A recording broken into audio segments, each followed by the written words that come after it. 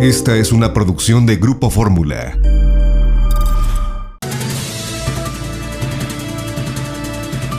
López Dóriga. Periodismo de experiencia. El análisis, las primicias, entrevistas con los protagonistas de la noticia. Joaquín López Dóriga, haciendo la diferencia en información. Muy buenas tardes, tenga usted muy buenas tardes. Es la 1:30 en punto, pero en punto en el tiempo del centro de México. Y yo soy Mario Ávila en el espacio de Joaquín López Dóriga, transmitiendo para usted a través de 95 estaciones en el territorio nacional y en otras 30 en los Estados Unidos. En California, Arizona, Texas, Nueva York, Illinois, Georgia, Utah, Kansas, Oklahoma, Carolina del Norte y del Sur, Tennessee, Oregon, Colorado y Florida. Y para quienes nos siguen a través de nuestra gran cadena de Telefórmula, pues los saludamos a quienes nos vean por el 121 de Easy, 157 de Sky, 161 de Total Play, el 153 de Megacable y en el 354 del sistema Dish. Y en Estados Unidos, a través de las cadenas Xfinity Latino y Latino View. Les recuerdo que estamos transmitiendo en vivo también a través de la plataforma TikTok en la cuenta Radio-Fórmula. Ahí puede seguirnos también, TikTok en la cuenta Radio-Fórmula. ¿Y qué día es hoy, mi querida Lau? Muy buenas tardes. Antes que nada, mi querido Mario, qué gusto me da verte y tenerte aquí en el estudio en este miércoles 22 de septiembre del año 2021. Han transcurrido 265 días y apúntelo, ya estamos en cuenta regresiva. Faltan 100 días y se acaba este 2021. Corre la semana número 38. Ándale, arranca hoy el 100, el menos 100. El día 100 y entra el otoño, pues ya, mi Mario. Ya también. Estamos. Ya, bueno, ya se empieza a sentir en algunos lugares el otoño. Bueno, ¿y quién anda festejando otoñalmente hoy? Otoñalmente. Sí, pues sí. Exacto. Hoy celebra su santo Iraídes, Inocencio y Mauricio, tu Mau, mi Bueno, Mario. pues muchas felicidades a todos. A Mauricio Ávila le mando un abrazo con muchísimo cariño. A Mauricio Torres Septién, a Mauricio Valdés Rodríguez, a Mauricio Castillo, actor, y a quien tuve el gusto de conocer hace mucho tiempo, un tipazo, Mauricio Herrera, y a Mauricio Hernández. A todos ellos, de parte de Joaquín López Dóriga y este equipo, muchas felicidades. Y de cumpleaños, a Alfredo Carrillo Chomkovsky, a Leo Zuckerman, a mi querido Leo, colaborador en el espacio de Pepe Cárdenas y además maestro mío en el CIDE, a Netzahualcóyotl Baños, a Mauricio Flores, el gran Mauricio Flores, columnista. ¿Qué? Cumple y santo. Pues doble, ¿no? Sí. Oye, pero también doble no invitación. Sí. Oye, mi Mau, pues aquí, como dice Joaquín, aquí estamos, ¿no? Nada más felicítalo de su santo, entonces. Ya, está. Y a Guillermo Vigers. Bueno, y mañana, Lau. Mañana celebra su santo Lino, Liberio y Tecla. Bien, Milau. Bueno, saludo con mucho gusto a todo el equipo que hace posible esta emisión informativa. A mi querida Lola Colín, Dolores Colín, a Karina Macías, María Luisa Carreño, Sandra Jiménez, José Juan Padrón, al ingeniero Víctor Malpica, Fernando Robles, Alex Gasca, Oscar Satarain, Gina Trejo Briceño, Salvador Escobar, y en la tele, Ana Berta Coronado, Alonso Mancera, Diana Chávez Piña, José Antonio Méndez, Javier Mejía y Miguel Ángel Sánchez Telles, así como Dinora Corona. Bueno, pues esto es algo de lo que usted leerá y escuchará en las próximas horas y seguramente también en los titulares de mañana aquí en el Grupo Fórmula. Finalmente, después de las presiones, los amparos y los llamados a la sensatez, el presidente López Obrador anunció que se vacunará contra el COVID a 1,5 millones de menores de edad que tienen alguna discapacidad o enfermedad. Así es que a 1 millón de menores de edad con alguna discapacidad se les aplicará la vacuna. Felicitó a científicos mexicanos por el avance en la creación de una vacuna propia contra el COVID y aquí aprovechó también para lanzar un ataque cotidiano contra España. El presidente dijo que los españoles trajeron la viruela tras la conquista y no fueron capaces de hacer una vacuna en 3 siglos. El presidente confirmó que la Fiscalía General de la República investiga a varios científicos tras una denuncia del CONACYT que los acusa de mal manejo de recursos y refrendó su confianza en el fiscal Alejandro Gertz Manero. Sin embargo, versiones periodísticas de hace apenas unos minutos indican que un juez acabaría de negar en definitiva estas órdenes o girar estas órdenes de aprehensión en contra de los 31 científicos y exfuncionarios del CONACYT. En la conferencia mañanera, la secretaria de Seguridad, Rosa Isela Rodríguez, admitió un récord en el número de feminicidios en el país, con un disparo del 8% de junio a agosto. Siguen llegando miles de migrantes haitianos a la frontera de Coahuila con Texas, al tiempo que Estados Unidos continúa aumentando las detenciones y deportaciones de indocumentados. Tendremos un reporte desde el estado de Coahuila con nuestros enviados especiales. Después de las escenas que vimos de agentes mexicanos persiguiendo, agrediendo y vejando a migrantes en Chiapas, el presidente López Obrador exigió hoy a Estados Unidos dejar las medidas coercitivas contra la migración y enviar dinero a Centroamérica, un discurso que no coincide para la frontera sur y la norte.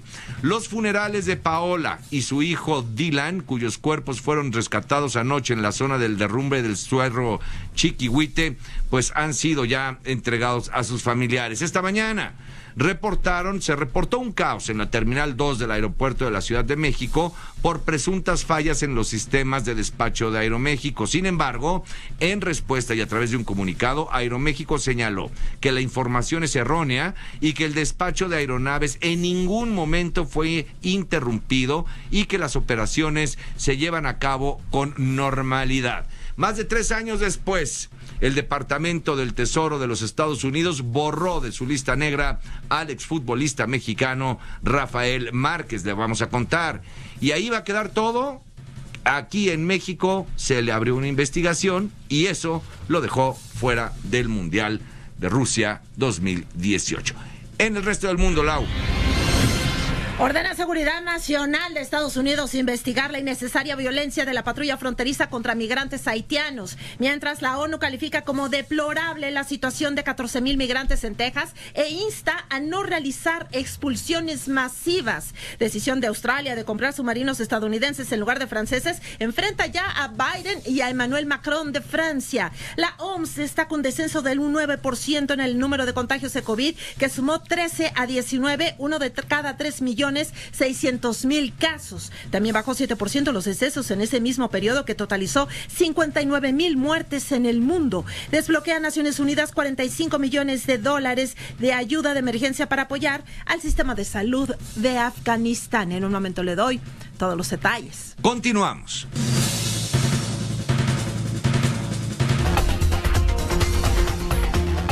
Usted lo conoce, lo ha escuchado, visto y leído. López Dóriga, un periodista con cobertura total.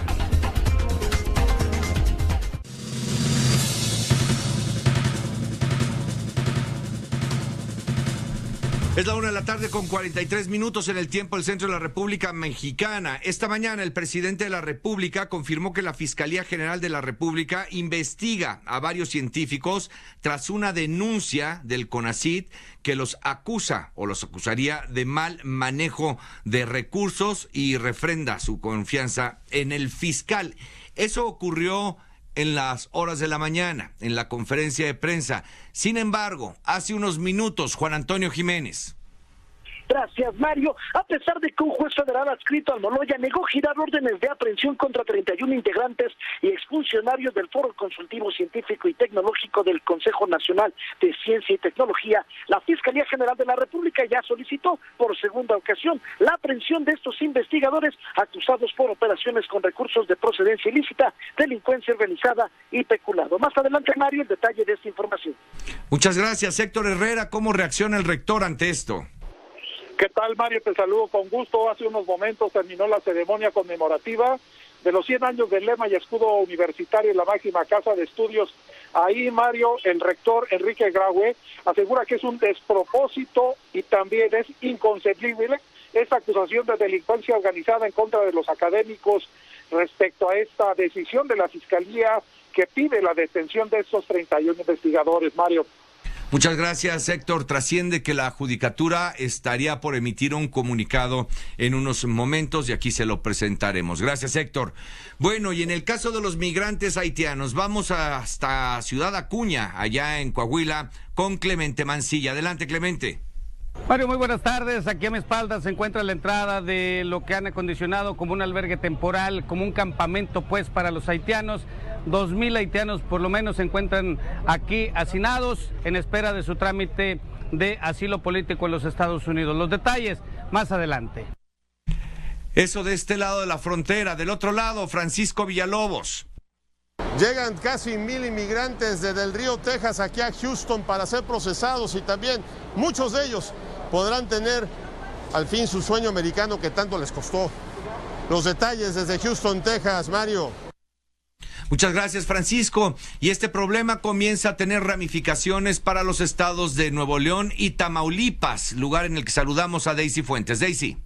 Mario, ¿qué tal? Muy buenas tardes. El gobernador de Tamaulipas, Francisco García Cabeza de Vaca, denunció ante mandos militares que las hordas de migrantes varados en la frontera generan disputas entre los grupos criminales que buscan controlar la ruta de migrantes, desencadenando violencia y facilitando el reclutamiento y financiamiento de las organizaciones criminales. El avance de la información.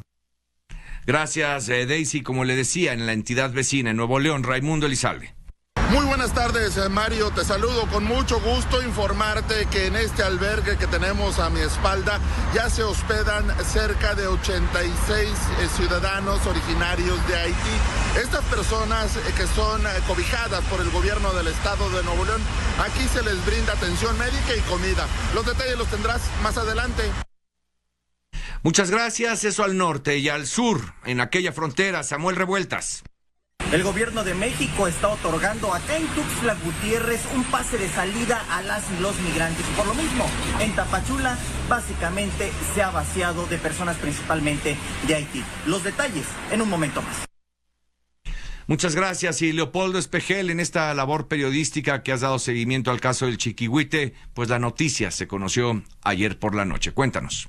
Mario, los cuerpos de Paola y de su pequeño hijo Dylan son velados en un domicilio de la colonia Lázaro Cárdenas, aquí en el municipio de Tlalnepantla, tras ser recuperados la noche de ayer de las ruinas de su domicilio sepultado por toneladas de roca por el deslave en el Cerro del Chiquihuite. Fueron 12 días de incesante búsqueda. Mario. Muchas gracias, Leopoldo Espejel. Y bueno, si hacemos de pronto reconocimientos a nuestros compañeros periodistas, es porque de verdad, mire, la situación en México para esta profesión no es fácil. Juan Antonio Jiménez.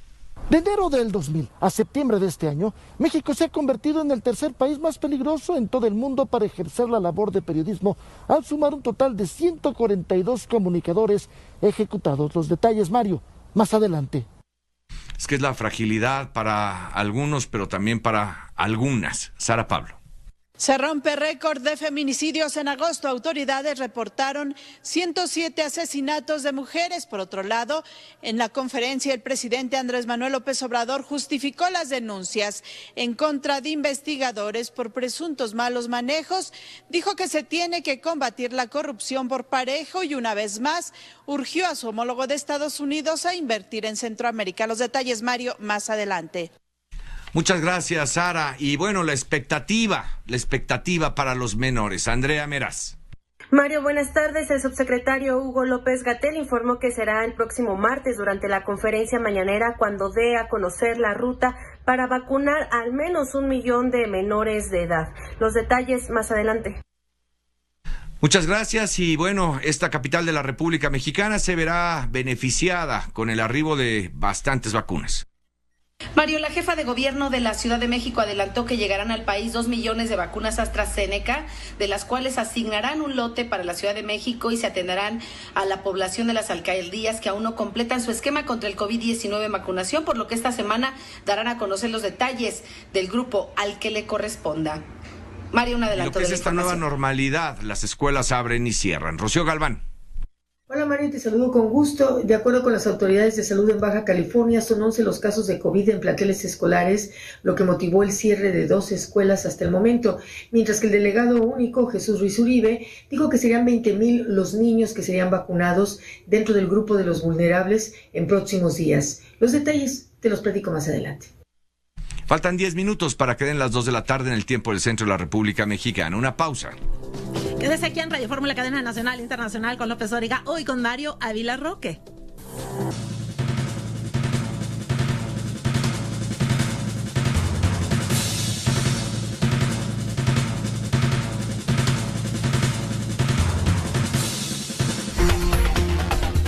podemos elegir lo que sucede, pero sí quién nos lo cuente. Joaquín López Dóriga, un asunto de confianza.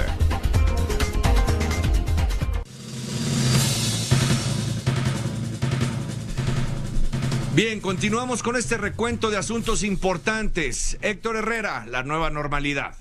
La curva epidémica no cede tras 18 meses de pandemia, Mario, y es que al momento estamos hablando de 64,175 casos activos, 3,799,845 casos estimados acumulados y desafortunadamente han perdido la vida 272,580 personas por complicaciones asociadas al COVID. Gracias, Héctor. Y Jenny Valencia, los impactos indirectos de la pandemia. Te informo, Mario, que en 2020, año del confinamiento, 21.2 millones de mexicanos fueron víctimas de algún tipo de delito, así como 28.4% de los hogares mexicanos, 93.3% de los delitos cometidos no fueron denunciados por desconfianza a la autoridad. El detalle más adelante. Muchas gracias. Y bueno, pues la Secretaría de la Defensa, Andrea, apoya a los médicos cubanos para que vayan de regreso a su país.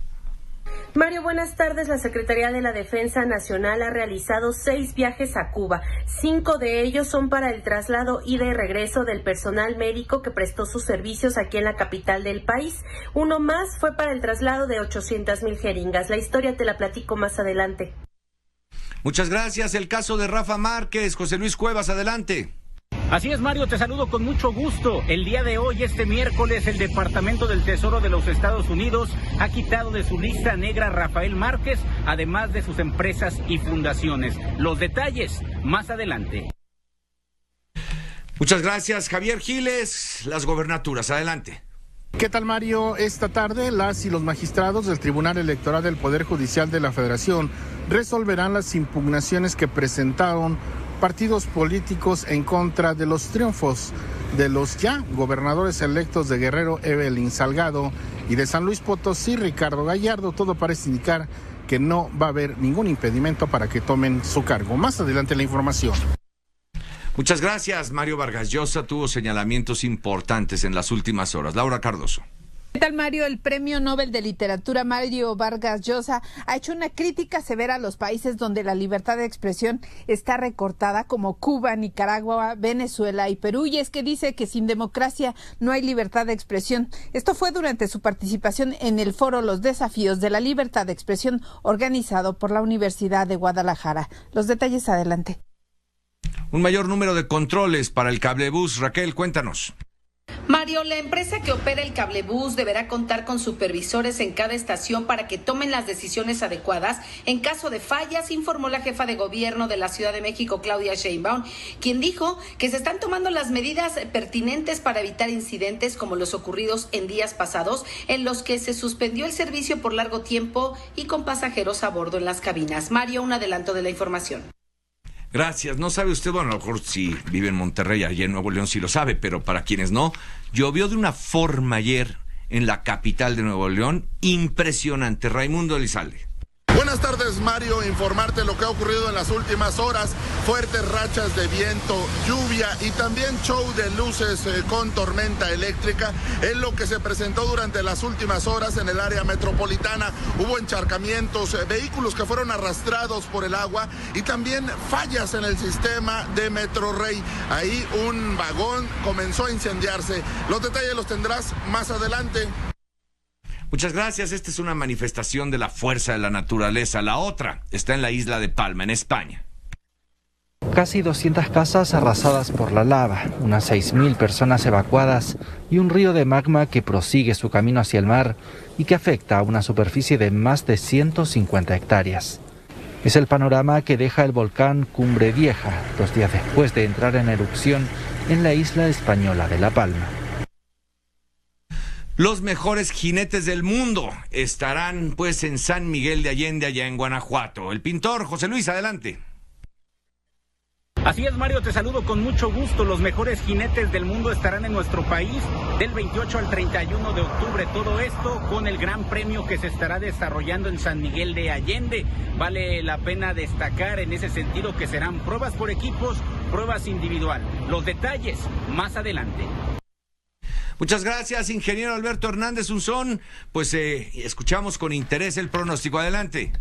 ¿Qué tal, Mario? Muy buenas tardes. El día de hoy la entrada del otoño y el efecto de cuña generado por el frente número 1 estará ocasionando el desarrollo de un sistema de tormentas muy fuertes con el riesgo de granizo y fuertes vientos en el norte, Veracruz, Puebla, Hidalgo, San Luis Potosí y Querétaro. También una línea de tormentas muy fuertes desde la península de Yucatán, Tabasco, Chiapas, Oaxaca y el sur de Veracruz.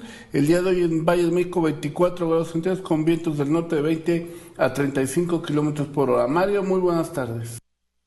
Muchas gracias, ingeniero. Son las 12 en punto en el tiempo del centro. Laura.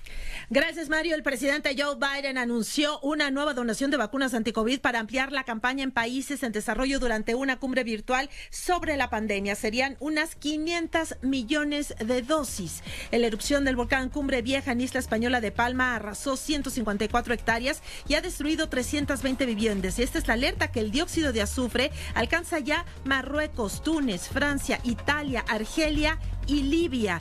El Papa Francisco recibió en el Vaticano a 3 familias cristianas que huyeron del régimen talibán de Afganistán gracias a vuelos italianos. El expresidente Donald Trump demandó al diario The New York Times y a su sobrina Mary Trump, esto por exponer sus datos fiscales. Ha sido descartado cualquier riesgo de tsunami en las costas de Nicaragua tras el sismo de 6.5 grados que sacudió su costa oeste. Y con un costo de 986 millones de dólares, se anunció que en el 2024 abrirá sus puertas la Catedral de Notre Dame en Francia. Mario.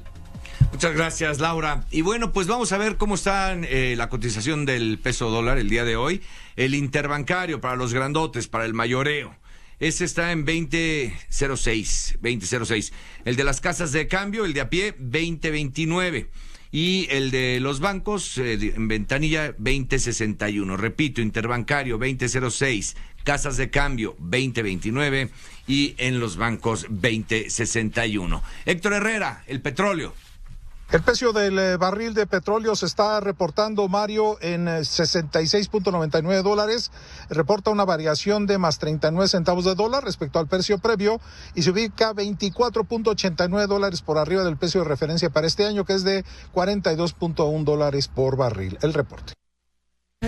Bien, Héctor, muchas gracias. Bueno, pues como lo referíamos hace unos momentos, esta mañana en la conferencia de prensa del presidente de la República, señaló que habría una investigación por malos manejos, señalando a 31 científicos por una denuncia en el CONACYT. Eso fue lo que ocurrió esta mañana. Minutos antes de iniciar esta emisión informativa, habrá sido a la 1:15 aproximadamente, versiones periodísticas comenzaron a correr con una posición distinta. Vamos primero contigo, Juan Antonio Jiménez, para conocer qué es lo que está ocurriendo en este caso. Adelante. Gracias, Mario. A pesar de que un juez federal adscrito al Moloya negó girar órdenes de aprehensión en contra de 31 integrantes y exfuncionarios del Foro Consultivo Científico y Tecnológico del Consejo Nacional de Ciencia y Tecnología, la Fiscalía General de la República ya solicitó por segunda ocasión la aprehensión de estos investigadores acusados por los delitos de operaciones con recursos de procedencia ilícita, delincuencia organizada y peculado. La negativa del juzgador fue desde el pasado 24 de agosto y solicitó el lunes pasado al Ministerio Público Federal perfeccionar este caso. Sin embargo, a principios de esta semana ya se solicitó esta orden de captura. La denuncia presentada por el CONACYT ante la FGR acusa a los académicos de haber encabezado comités a través de los cuales se autorizaron entre 213 y 218 recursos públicos a dicha asociación civil para realizar funciones que ya realizaba el Consejo. El monto por el que se les acusa a los especialistas, según distintas versiones, señalan que podría ser de los 50 hasta los 200 millones de pesos. Los actuales directivos de CONACYT consideraban que se empleó para el sometimiento de una amplia plantilla de personal administrativo y de investigadores y para sufragar gastos relativos a telefonía celular, viáticos, seguridad privada, gestiones de redes sociales, seguimiento legislativo, servicio de bocadillos y otros, presupuesto que excedió de lo necesario para el cumplimiento de sus funciones. La disputa inició hace 2 años cuando la dirección del CONACYT, encabezada por Elena Álvarez Bulla, decidió cancelar el financiamiento al foro, su propio órgano autónomo consultivo, tema que incluso ya fue abordado en la Suprema Corte de Justicia de la Nación. De aquella disputa se pasó a una denuncia de la Fiscalía General de la República, la cual solicitó ya ocasiones hasta estos momentos órdenes de captura. Alrededor de 20 de los 31 investigadores denunciados, entre los que se encuentran académicos del CIDE, la UAM, el TEC de Monterrey, entre otros, ya han sido visitados desde agosto pasado por policías ministeriales para verificar su domicilio, así que todavía está la disputa para saber si el juez les otorga o no estas órdenes de aprehensión a 31 académicos, Mario.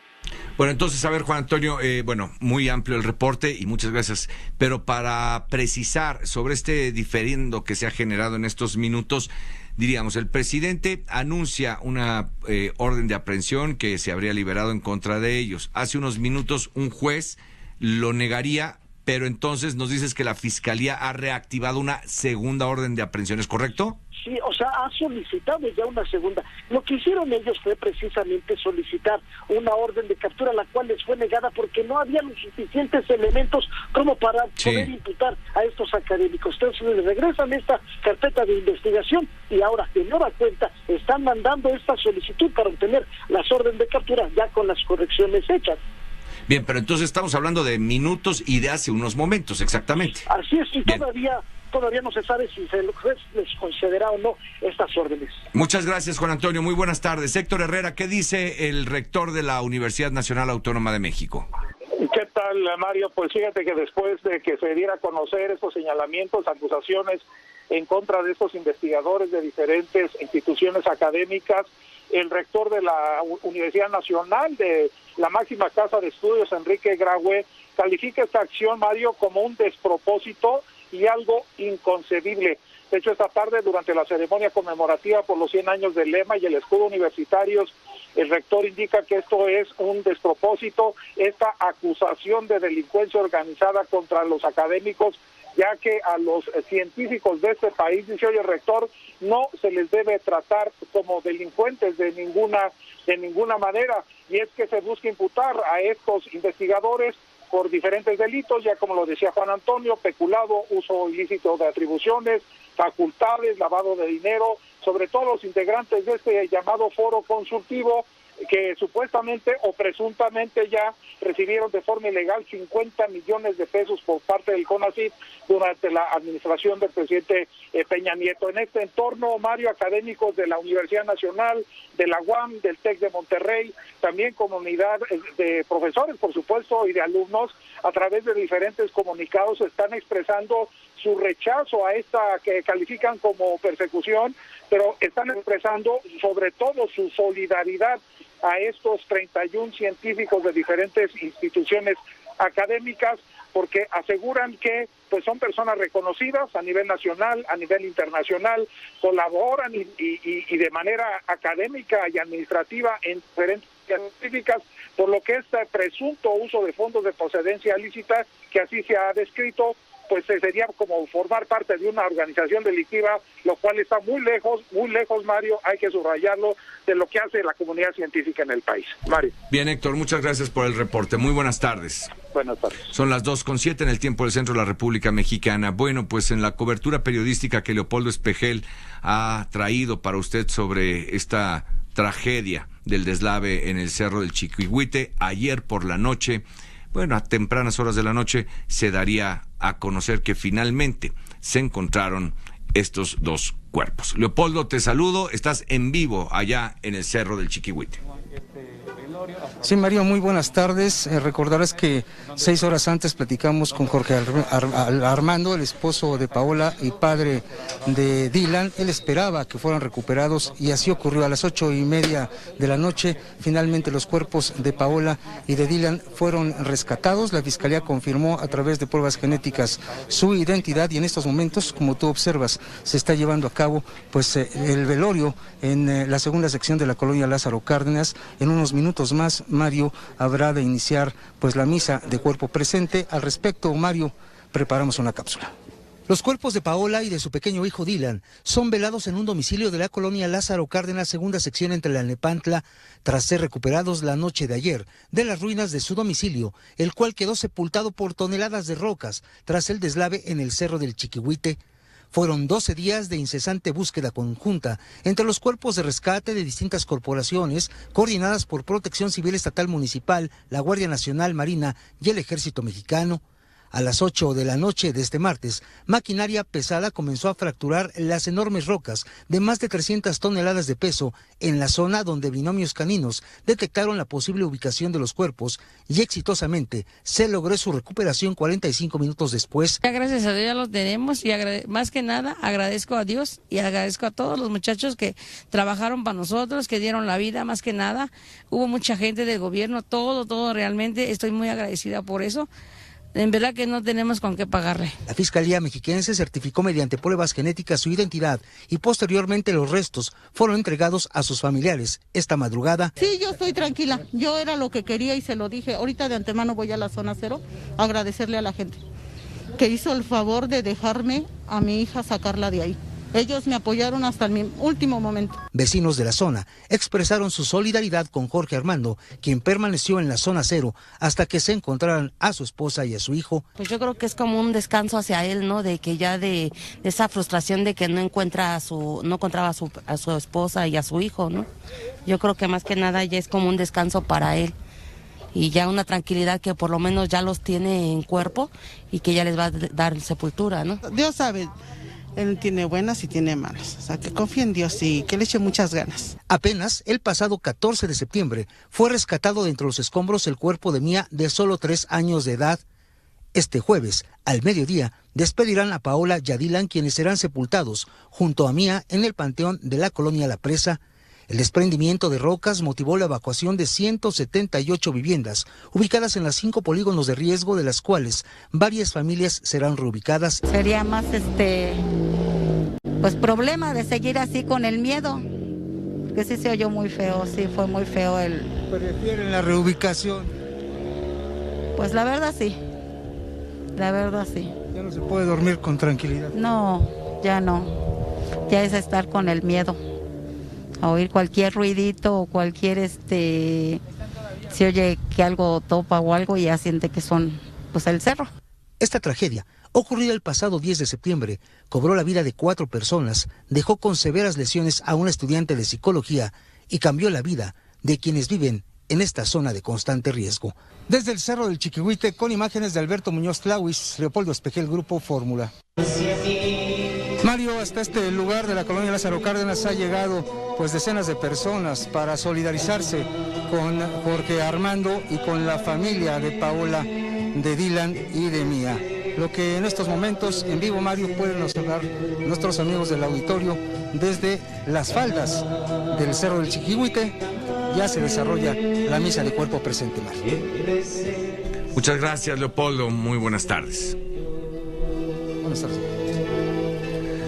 Vamos a hacer una pausa. De regreso le comentaremos que la COFEPRIS acaba de autorizar la fase 3 para la vacuna anti-COVID desarrollada por el laboratorio estadounidense Inovio. Laura. Pero primero hay mensajes. Quédese aquí en Radio Fórmula. Además, siga todos los comentarios de López Origa en el Twitter, @LópezOriga. Ya son más de 7.900.000 seguidores. ¡Feliz miércoles! Bueno, pues como sabe, estamos en época de presupuesto y hay que entender los números, cuáles son aquellos rubros que pues demandan mayor interés en sus aumentos o en sus recortes. Y por ello me da mucho gusto que esta tarde podamos platicar con José Medina Mora y Casa, que es el presidente de la Coparmex. Pero antes, Jenny Valencia.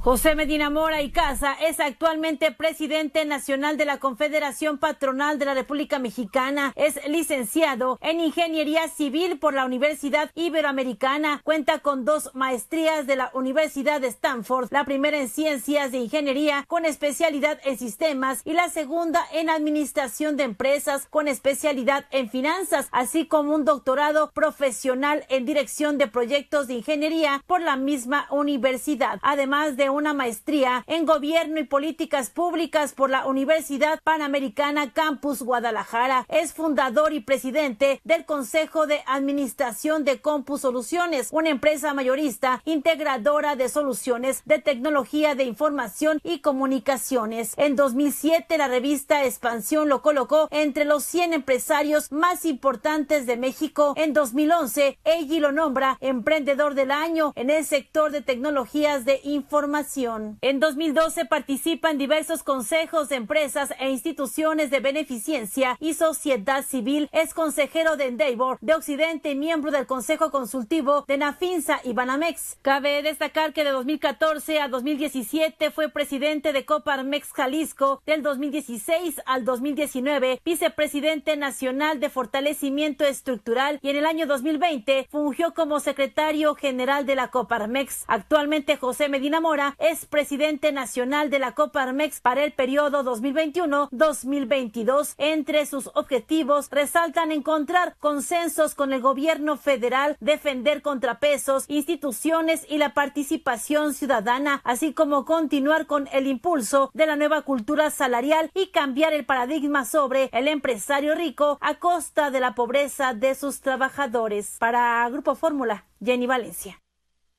Muchas gracias, Jenny. José Medina Mora y Casa, presidente de la Coparmex, a nombre de Joaquín López Dóriga y de este equipo, del mío propio, te saludamos con mucho gusto esta tarde. Pues estamos ya en épocas de presupuesto y como lo has planteado en tu presidencia, José, ¿ves un mayor número de consensos o de disensos? ¿Cómo te va? Sí, muy buenas tardes, Mario. Gracias por abrirnos el espacio. Bueno, vemos esta propuesta del presupuesto del 2022 con algunos puntos en donde hay avances, pero otros en donde hay grandes interrogantes. En primera instancia es un presupuesto que nace con un déficit, es decir, el presupuesto de egresos es de 7.1 billones y el de ingresos 6.2, quiere decir que esos 875 mil millones tendrán que ser adquiridos en deuda. Nos parece, Mario, que es un monto que es razonable y que en el contexto actual tiene sentido endeudarse. Esto llevaría a la deuda del país alrededor del 50% del Producto Interno Bruto, lo cual es manejable. Por otro lado, nos parecen optimistas las premisas que plantea la Secretaría de Hacienda cuando dice que habrá un crecimiento de la economía mexicana del 4.1% en el 2022, cuando la OCDE, el Banco Mundial, el mismo Banco de México y la Banca Comercial México han proyectado entre 2 y 3% este crecimiento. También es optimista la proyección de la producción de barriles de petróleo con 1.83 millones de barriles de petróleo diario, cuando este año en promedio hemos podido extraer 1.68 millones. Nos preocupa, Mario, el que la prioridad del gasto se aleja del apoyo a la micro y pequeña empresa. En particular, el presupuesto para la Secretaría de Economía tiene una disminución del 48% y desaparecen los recursos que estaban destinados a los créditos para la micro y pequeña empresa. En este sentido, si bien es cierto que las grandes empresas tienen recursos para la reactivación económica, es importante destinar recursos para la micro y pequeña empresa.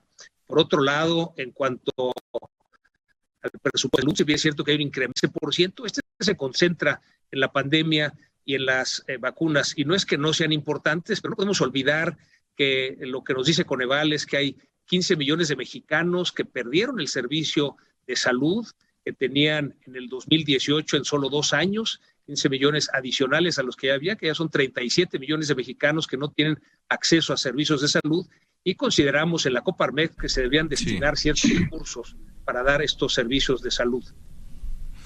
Bien, José, ahora una pregunta. Este crecimiento que señala el presupuesto y que tú refieres ahora, ¿es neteado, como se menciona por ahí?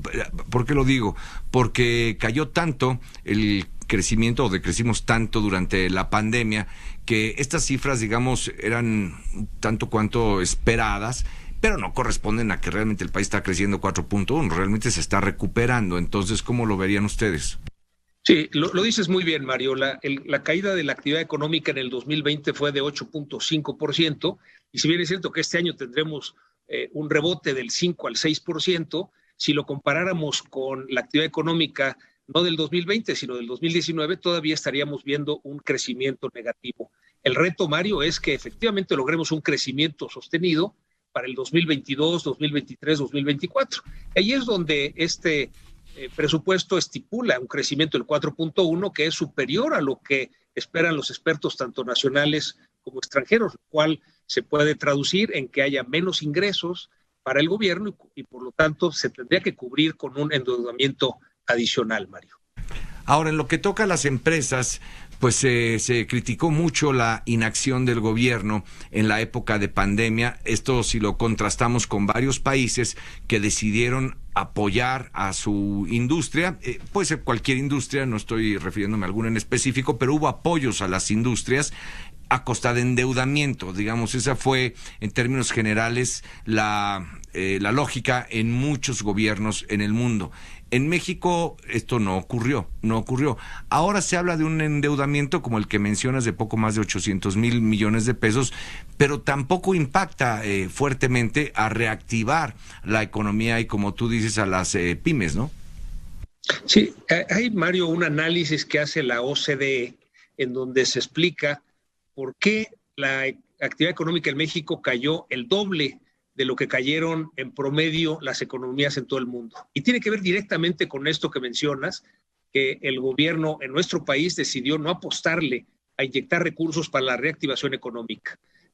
Contrasta que Chile, por ejemplo, haya apostado un 6% de su Producto Interno Bruto, que Perú haya apostado un 12% del Producto Interno Bruto, Guatemala un 3% y México menos del 1% y ahora 0%. Esto lo que provocó fue una caída más profunda y por lo mismo tardaremos más en lograr esa reactivación económica. Sí preocupante, Mario, que sobre todo micro y pequeñas empresas no reciban apoyos, que lo que se requiere es crédito para poder superar esta crisis. Todavía no recuperamos los empleos formales que se perdieron en la pandemia, que fueron alrededor de 1.100.000 empleos. Todavía falta por recuperar 200,000 empleos, más los que teníamos que haber generado durante este año, durante el 2021. Sabemos, Mario, que tuvieron que cerrar más de 1 millón de empresas, sobre todo micro y pequeñas empresas. Por lo mismo, esperemos que en el trayecto legislativo los diputados puedan hacer estas correcciones y asignar recursos para lograr esta pronta reactivación económica y con eso la recuperación del empleo que tanta falta hace.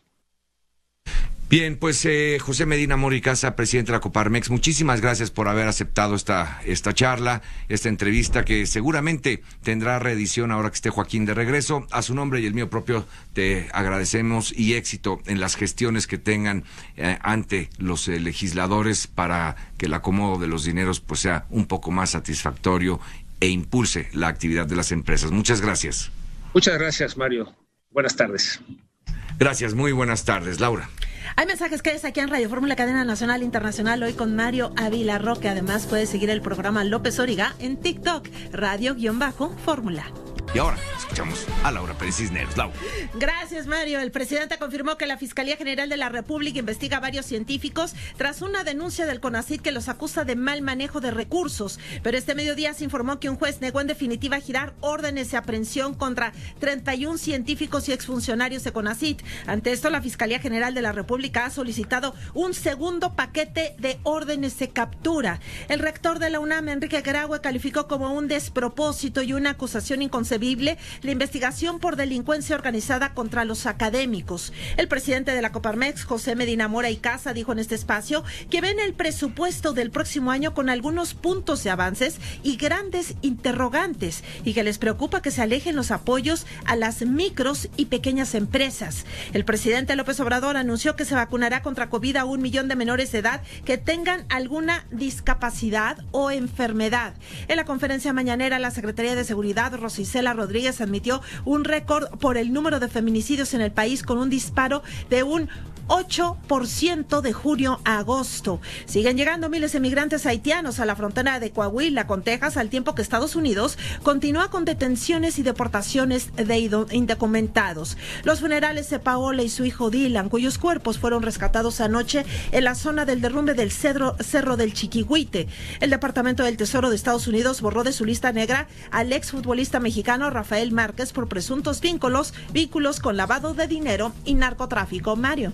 Gracias, y es miércoles de mesa con 3 grandes caballeros, don Pepe Fonseca, Roy Campos y René Casados.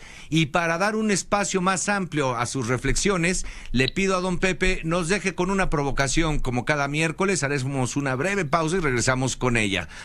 Pero don Pepe, adelante. Buenas tardes, Mario. Mira, yo creo que me sorprende este despropósito, como lo llama el rector de la UNAL, el doctor Graue, de ir contra la comunidad científica decisión del presidente, evidentemente. No es de Gertz, sino del presidente. Me sorprende cuando el presidente tiene entre manos, a mitad de camino, dos graves problemas que pueden marcar su sexenio. El de la seguridad, que él ha reconocido que si no tiene éxito, su gobierno fue un fracaso, y el otro de la migración, que ese es un callejón sin salida. Bien, pues los dados han sido echados, una pausa y volvemos para escuchar las reflexiones. Bueno, pues el tema ha sido planteado, esta provocación de cada miércoles de parte de don Pepe Fonseca, iniciando con el tema de pues la denuncia a estos 31 científicos, la reacción del rector de la máxima casa de estudios, el doctor Graue. Y vamos contigo, mi querido Roy, te saludo con mucho gusto, adelante. Igualmente, Mario, inicio mandándote un abrazo, Mario. Siempre es un gusto hablar contigo. Y el provocador Pepe Fonseca, ¿no? Al cual todos estamos como provocador, dio en el clavo con el asunto de los... Sí molesta, voy a decirlo así. A ver, desde que llegó este gobierno hay un enfrentamiento sin necesidad con la comunidad científica.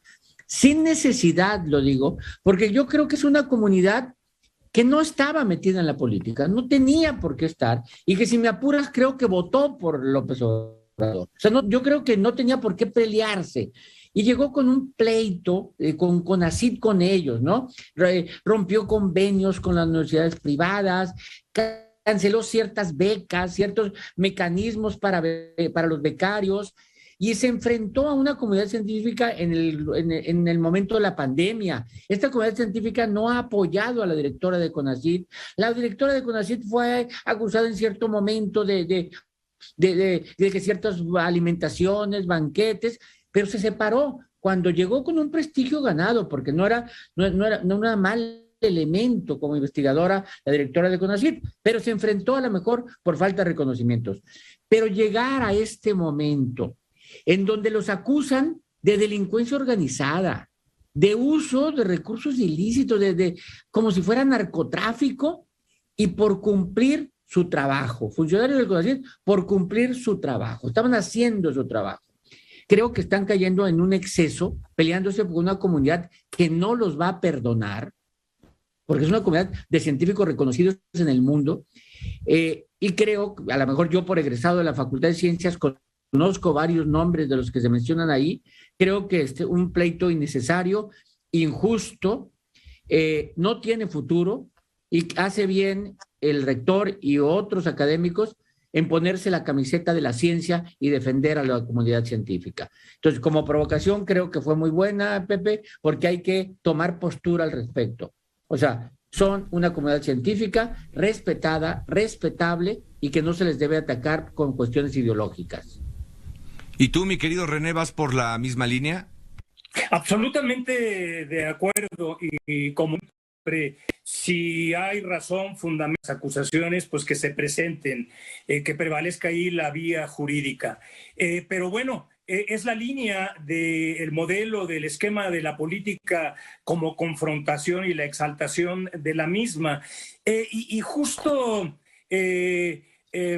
mi querido Mario, cuando está en la segunda parte de su apuesta presidencial sexenal rumbo a su preocupación central, ¿sí?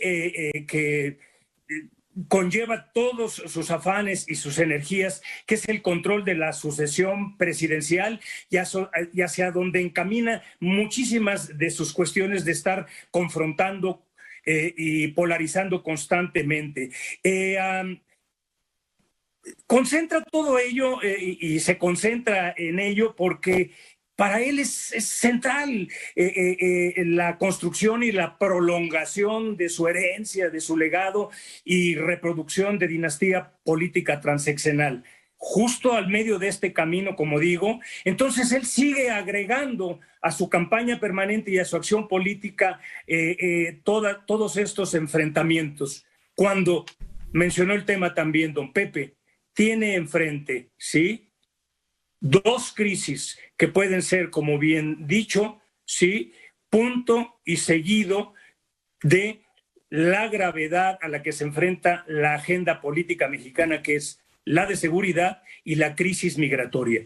Una crisis migratoria, Mario, trágica, inhumana, de dimensión infortunada, donde es más que una llamada de atención tanto al gobierno de los Estados Unidos como a nuestro gobierno, con la vergonzosa, infortunada situación por la que se está pasando de vergüenza, no solamente en la frontera sur, sino en la frontera norte. Y que ojalá cuando ha sido llamado a ser parte de un muro, este muro no se vaya a convertir en el muro de la ignominia, de un régimen que inició con buenas intenciones, pero que no eran realistas y que en su momento puntualizamos que no eran las más adecuadas en la retórica, de absolutas puertas abiertas y abrazos francos y de oferta de trabajo. Lo que hemos visto es la complicación, sobre todo en lo inhumano, que es cuando se atenta, ¿sí?, contra los derechos humanos de las personas, en este caso de los migrantes. Una problemática absolutamente compartida y que tiene que ser solucionada en colaboración por parte de las dos naciones, Mario. Al último, que no por último de mi inicio, es fuerte abrazo, que no te saludé al principio. No, pues igualmente, René, para mí es un gusto estar con ustedes tres, lo he dicho siempre, en lo público y en lo privado, es un placer y un honor estar con ustedes. Pues comentario de paso, mi querido don Pepe, porque René ciertamente inició con el tema de los científicos, pero bueno, aborda el segundo y tercer punto planteado por usted, así es que si quiere continuamos por ahí. Decía yo el lunes en este espacio que se ha rebasado ya el número de 100,000 asesinatos en esta administración, como lo tuvieron otros, pero al final es un indicador. Sí, lo que pasa es que a este ritmo, Mario, a mediados del año próximo, en este gobierno va a rebasar todos los homicidios del sexenio de Calderón. Y al paso que va, pues antes de que termine el sexenio va a rebasar la suma de todos los homicidios de los dos sexenios. El problema es que no puedes enfrentar la violencia esta solo con programas sociales como suponen. Tiene un temor el presidente, un pudor. Yo lo llamaría más que nada, hay un pudor por el uso de la fuerza. No lo entiendo, no entiendo por qué será y cuál es su origen, pero el hecho es que tiene amarradas las manos a la Guardia Nacional y al Ejército. Y entonces lo que estamos viendo es el resultado de seguir las mismas tácticas de principio de sexenio que no han funcionado, pero que por lo visto no van a cambiar. Y decía Einstein que no puedes esperar resultados distintos cuando sigues aplicando las mismas cosas a pesar de que te fallen. Sin duda, don Pepe. Ahora, Roy, me parece que en esto que señala don Pepe, pues la instancia que más acción ha tomado en contra del crimen organizado o de manera más visible ha sido la UIF, es donde hemos visto los golpes más fuertes en congelamiento de cuentas, en fin, pero no de otro tipo. Sí, no, la UIF de alguna manera es la parte más temida del combate a la inseguridad, ¿no? ¿Por qué? Porque se va al follow the money, se va al dinero, ¿no? O sea, no se puede entender la delincuencia si no busca ganar dinero, y la UIF dice, pues aquí está el dinero, y mientras allá se están tirando balazos, aquí les quito el dinero. Y sí, es la parte más visible. Y digo la más visible porque justo entre lo que dice Pepe, entre el discurso de Lili Telles de ayer, entre la comparecencia de Rosa Isela, pues es prácticamente el abrazos no balazos, ha hecho que no veamos enfrentamientos como estábamos acostumbrados a verlos, ¿no? La Guardia Nacional es como para hacer presencia, pero no, por lo menos no los hemos visto. No es que no existan, también hay que decirlo. Sí existen enfrentamientos, pero no los hemos visto tan frecuentes. Pepe dice algo muy importante porque lo aceptó el presidente, ¿no? Que es, no se va a poder entender, la 4T no va a triunfar si no logra batir la inseguridad. Bueno, no la ha batido. No la ha batido, ¿por qué? Porque lo mantiene en niveles altos. El logro es, bajó los delitos, bajaron los delitos. ¿A qué ritmo? O sea, ¿a qué ritmo? Bajarlos, cuando en el informe del 1 de septiembre el presidente dice, incluso han bajado, ya no suben, sino incluso han bajado. Y no dijo cuánto han bajado, ¿por qué? Porque el 0.3%. Que en su tercer año de gobierno diga, en su tercer informe diga, bajó 0.3%, cuando estaba en niveles exageradamente altos, pues no es ningún logro. No se le contrató como presidente para que los mantuviera arriba, sino para que los desplomara. No ha podido hacerlo, y coincido con Pepe. Al final de su gestión, la evaluación se le va a hacer por inseguridad, por economía, que le agregaría yo, Pepe, y la parte de inmigración, que no era una variable planeada. No, la migración, cuando decimos que el presidente se sale de su agenda, la migración, sobre todo de la comunidad haitiana en este momento, los haitianos, es una variable no planeada en la agenda del presidente, y cada vez que hay una variable de este tipo, lo saca de quicio, porque le afecta su trabajo, lo mete en contradicciones, y hoy está en ese nivel de contradicción. Bien, Roy, René. Y en otros niveles también de contradicciones en la agenda misma, ahora que ha intensificado su política exterior en activismo desafiante, que es importante también mencionar ello, donde ha recurrido, por decirlo menos, a la coartada que justifica, legitima y convalida en el caso del gobierno o los gobiernos cubanos, más de 60 años de dictadura y de autoritarismo, donde la verdadera resistencia está en el pueblo, que ha vivido verdaderamente, ellos sí, heroicamente la misma a través de, como menciono, más de 60 años. En todo caso, son ellos quienes deben ser reivindicados, ¿no? Y no solamente usados con esta retórica y esta parafernalia que apuntala autoritarismos. Ahí no se deben de poner y no deben prevalecer los intereses individuales por los intereses superiores de Estado.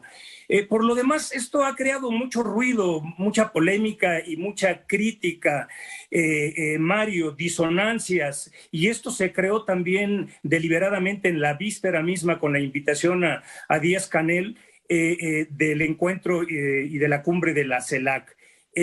Yo sigo insistiendo con discursos y con argumentos y afirmaciones de considerar a Cuba como la nueva Numancia. Ahí hay una hipérbole absolutamente exagerada que, por cierto, la consecuencia de ello fue trágica cuando traes esa metáfora. Y nada más para terminar, don Pepe, esta exageración de considerar y proponer en esta retórica también exagerada a Cuba sin distinguir el pueblo del gobierno como patrimonio universal en el planeta, y usando esta desgastada falacia de justificación, ¿sí? Usando la palabra también de bloqueo cuando ha sido embargo, que ha servido a través de tantos años para justificar los no resultados y la falta de libertad, de democracia y la falta de respeto a los derechos humanos por parte de los sucesivos gobiernos en la isla de nuestra hermana República Cubana.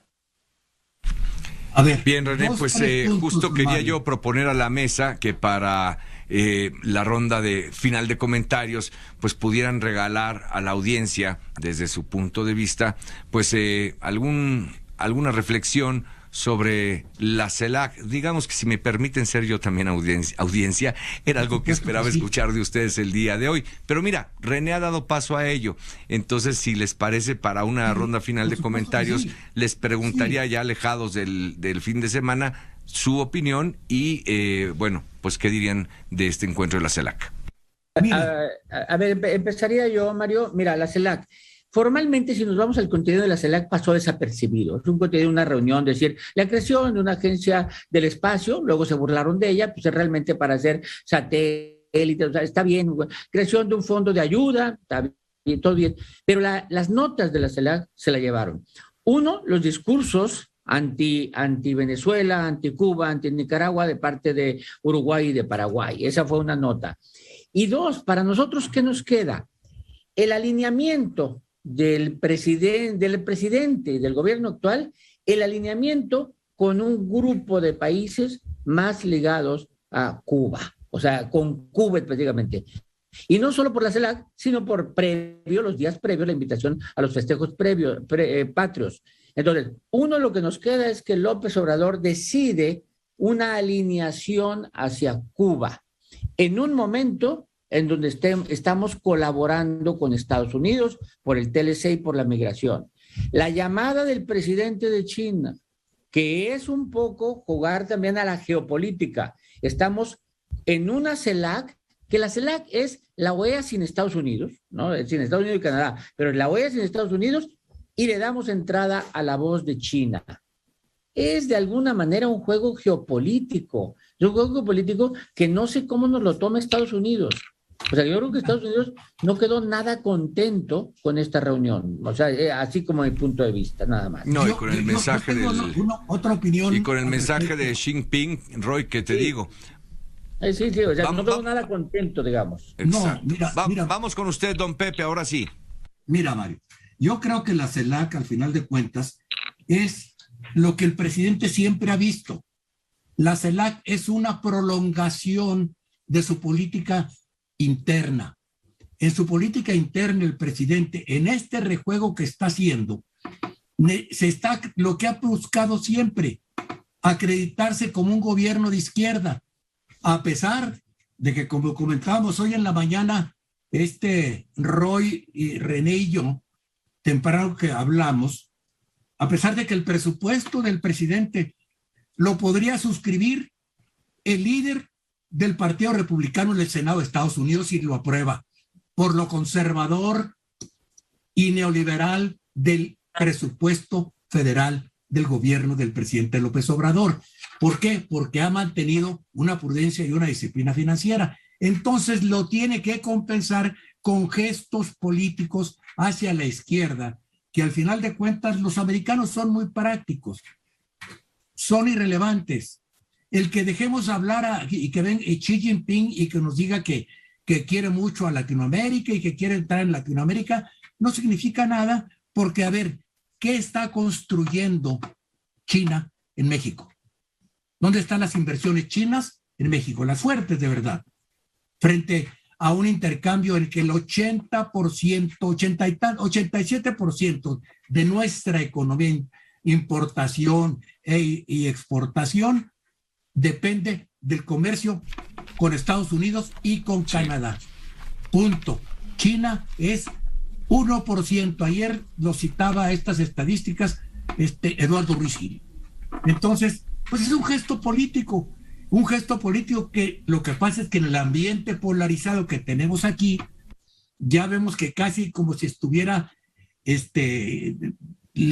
sus hipérboles santifican al régimen cubano. Siempre ha sido una dictadura, pero México ha mantenido, ojo, una relación muy especial con Cuba desde 1962, cuando por razones de nuestra relación con Estados Unidos, México no rompió con Cuba, porque no admitimos que los americanos se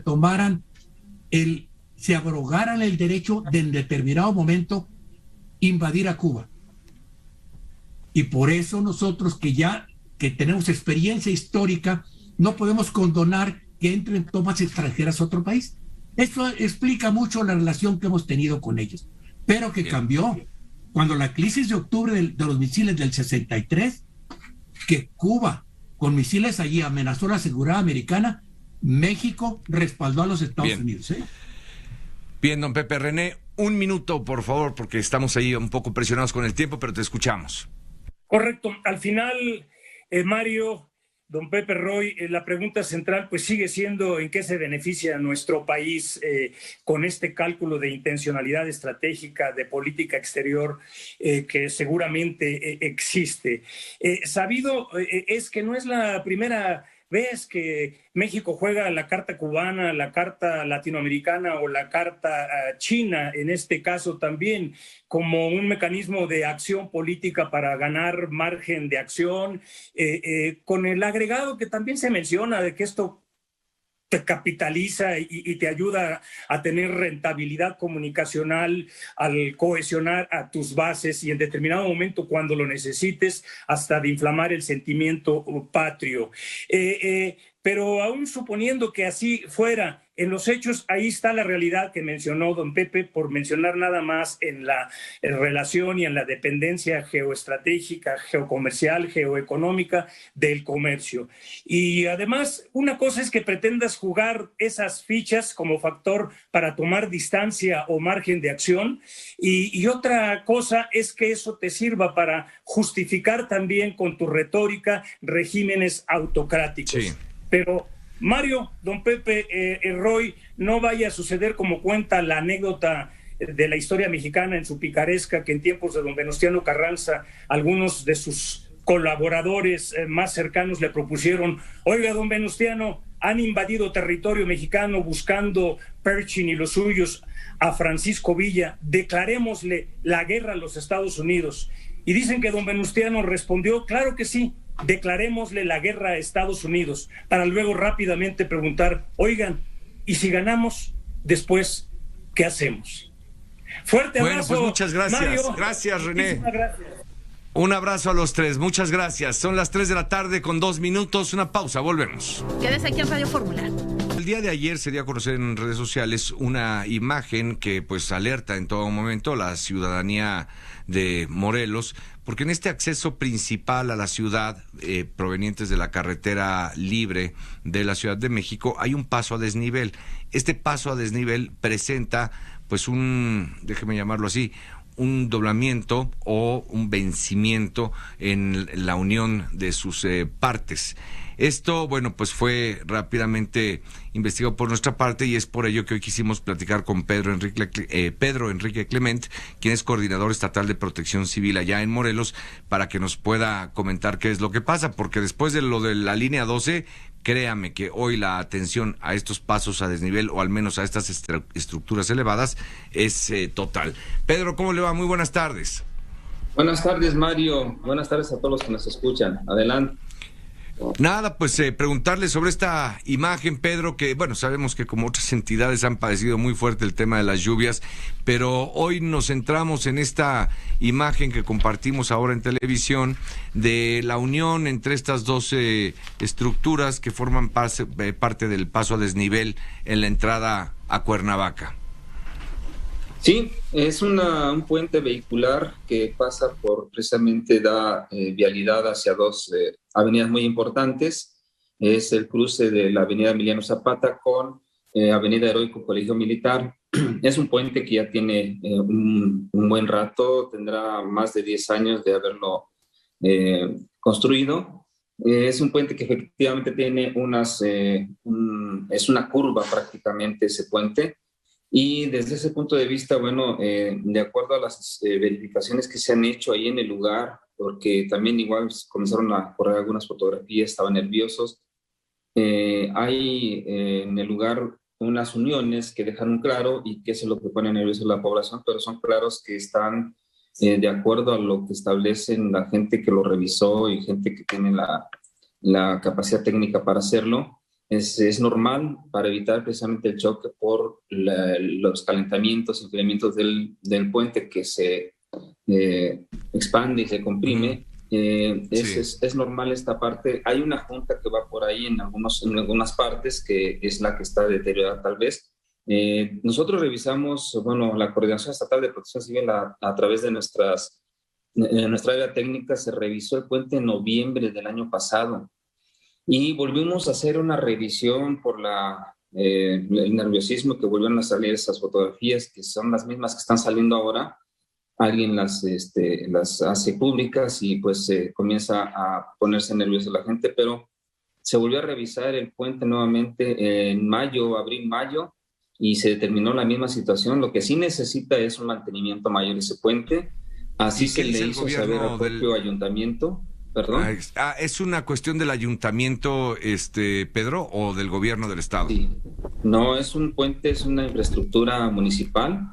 Nosotros atendemos el llamado como área de protección civil y también por la preocupación de todo lo que es el gobierno del estado. El propio señor gobernador nos ha instruido a atender este tipo de denuncias, este tipo de inquietudes, pues precisamente para, primero, no generar caos y segundo, que tengamos la tranquilidad de que ya fue revisado por personal técnico capacitado para ello, por un colegio de arquitectos e ingenieros, por la propia Secretaría de Obras Públicas del Estado, y de acuerdo a los comentarios, al análisis, a la conclusión, pues no representa ahorita un riesgo inminente para la población. Si bien es necesario un mantenimiento mayor, sí estamos pendientes de ello, que se le notificó al propio ayuntamiento para que se hiciera este mantenimiento. Bien, pues Pedro Enrique Clemente, muchas gracias por haber aceptado esta comunicación. Muy buenas tardes. No, al contrario, estamos pendientes. Muchas gracias. Bueno, pues vamos a buscar ahora mañana al presidente municipal de Cuernavaca. Una pausa, volvemos.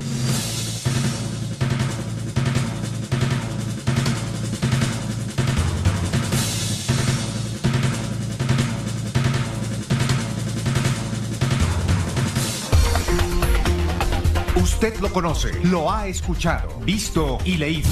López Dóriga, un periodista con cobertura total. 3 de la tarde con 17 minutos. Vamos hasta el norte de la República, en el estado de Coahuila, allá en Ciudad Acuña.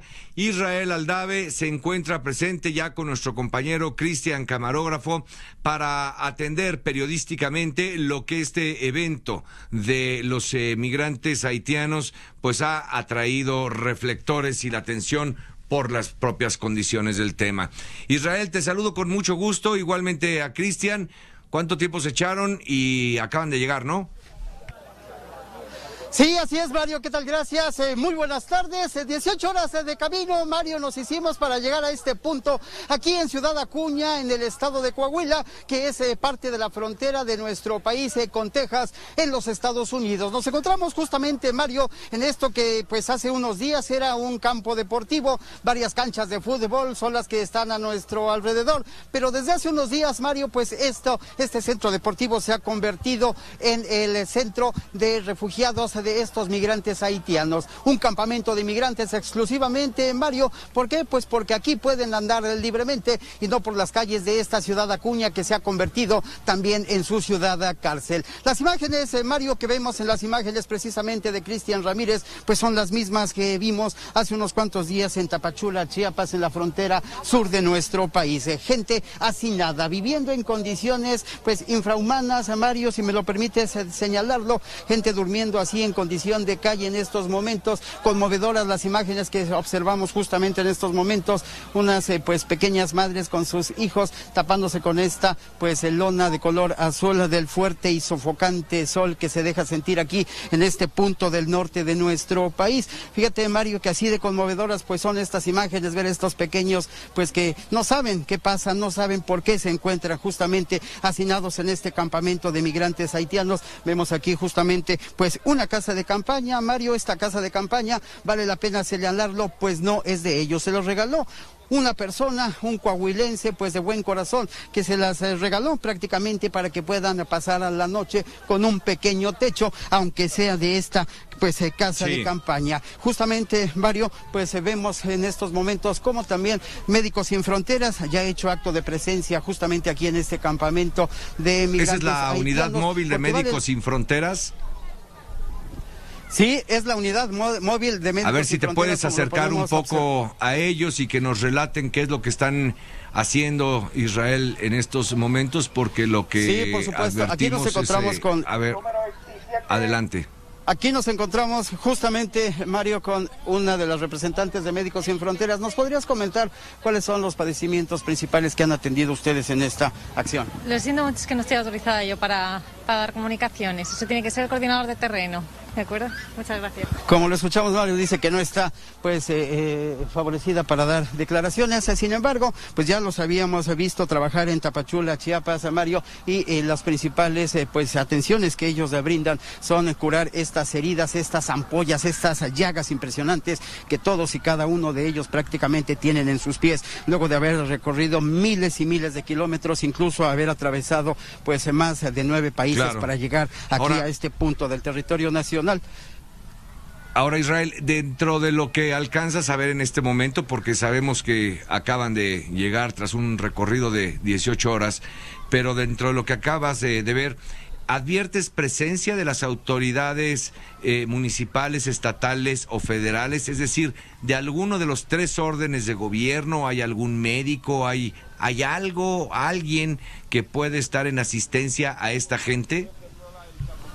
Justamente, Mario, es lo que te iba a comentar. No hay ninguna presencia por parte de las autoridades de los 3 órdenes de gobierno, ni federal, ni estatal, y mucho menos municipal. Lo que sí hay, Mario, es presencia por parte de la sociedad civil. Ya lo observábamos con esta unidad móvil de Médicos Sin Fronteras, pero también los coahuilenses, esta solidaridad por la que se caracteriza el mexicano, personas que con sus propios recursos, Mario, han llegado hasta aquí para brindarles alimentos a estas personas, e incluso también agua y ropa. También podemos observar que les han regalado, así como te lo comentaba, de esta pequeña casa de campaña. La solidaridad de los mexicanos es la que se hace presente, no así la presencia de las autoridades de los 3 órdenes de gobierno. Podemos observar, Mario, justamente las imágenes de Cristian Ramírez, como en estos momentos 2 helicópteros de la Border Patrol, la patria fronteriza de Estados Unidos, surcan el cielo de esta franja fronteriza entre México y la Unión Americana. Estos sobrevuelos por parte de las aeronaves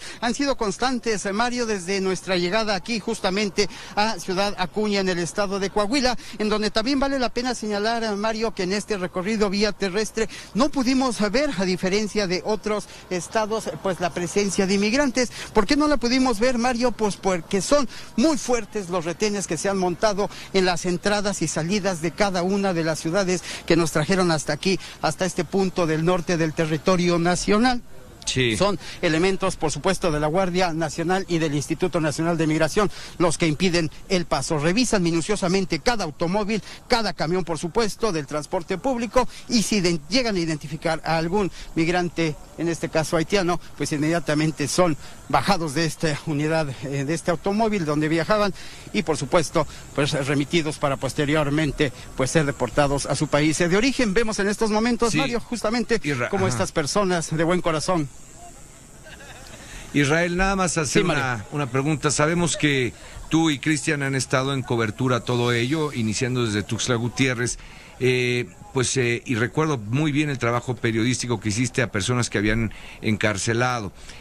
¿Adviertes, al menos en estos primeros minutos, quizá después sí, la presencia de algunas personas con quienes conversaron en Tuxtla Gutiérrez, o no en este momento al menos? Fíjate que hasta este momento no, Mario, pero bueno, sin embargo vale la pena señalar que hicimos contacto con estas personas, pedimos por supuesto su número telefónico, y ellos nos informan que se encuentran justamente aquí, Mario, en este campamento, solo que están del lado estadounidense, pero varias de esas personas que pudimos contactar, que entrevistamos, que hablamos, que conocimos sus padecer en Tapachula, en el estado de Chiapas, se encuentran justamente aquí, Mario. Pudieron llevar a cabo este largo y cansado recorrido, se encuentran aquí, pero con el sueño frustrado, Mario, de poder llegar y cumplir este objetivo, el de llegar a los Estados Unidos para tener una mejor vida. Israel, muchísimas gracias por este reporte. Invito a toda nuestra audiencia a que siga los despachos informativos tuyos y de Cristian, con Eduardo Ruiz Gili, con José Cárdenas, con Azucena, con Leonardo Curcio, en fin, porque sabemos que estarán trabajando arduamente como ya lo han hecho en la frontera sur. Muchas gracias, Israel. A tus órdenes, Mario. Muy buenas tardes. Gracias, muy buenas tardes.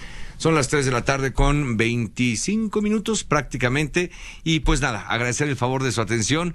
Yo lo espero aquí el día de mañana a la 1:30 en punto, en el tiempo del centro de la República Mexicana. Lo dejo con esta cantante de apellido Rodrigo que nos ha propuesto hoy el ingeniero Malpica. Y bueno, pues a los aficionados al fútbol, nada más decirles que el Estadio Azteca decidió ampliar el porcentaje de espectadores, perdón, para el clásico América Chivas, mismo que me reportará un regalo de José Juan Padrón, ¿no? Que dice que va a ganar las Chivas, yo no lo creo, pero bueno, pues ahí usted ya se va. Y para todas las personas que ya se alistan para comer, que están cocinando, les mandamos un saludo con muchísimo cariño, enorme cariño, diría yo. Pásela bien, hasta mañana. Esta fue una producción de Grupo Fórmula.